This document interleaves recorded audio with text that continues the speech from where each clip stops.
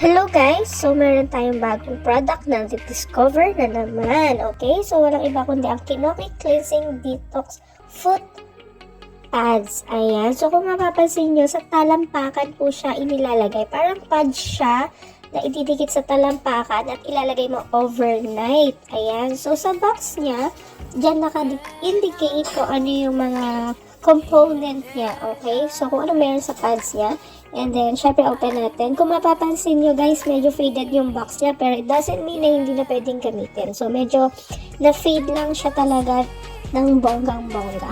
Ayan. So, open na natin. So, ito yung pads niya. Ayan, yung nasa sachet na yan. So, sa isang box, meron tayong 10 pads. Okay? Yung price niya is nag-range lang ng 35 to 55 pesos.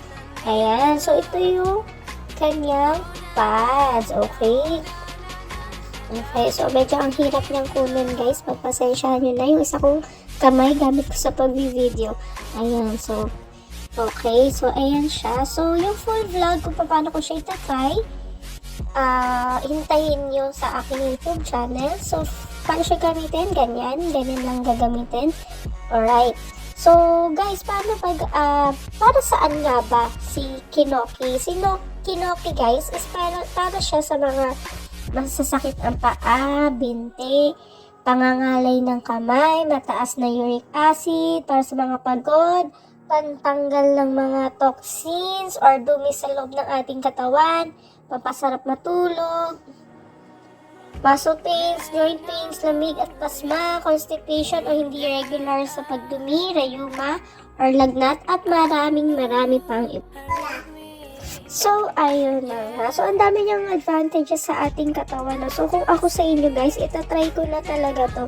Kasi talaga parang ang sarap niya gamitin. Pero syempre, yung vlog ko na ginamit ko to, abangan niyo yan sa aking YouTube channel. Okay? So, para sa mga nagtatanong, bakit nga ba sa talampakan inilalagay to? Eh, kung may masakit sa binti mo, o kaya bakit? Anong connected yung ilalagay mo yung pad sa talampakan mo? Kung para pumayat ka or para sa muscle pains, bla bla bla. Kasi nga guys, sa talampakan, dahil ang talampakan natin ay connected sa mga ugat natin na dumadaloy patungo sa mga organs natin. Kaya po sa talampakan, para hilahin niya pababa ang mga toxins or dumi sa katawan natin pababa sa talampakan. Kaya po si Kinoki, sa talampakan po siya inilalagay. Yun po ang tamang sagot dun. So, yun lang guys. Thank you for watching. Bye!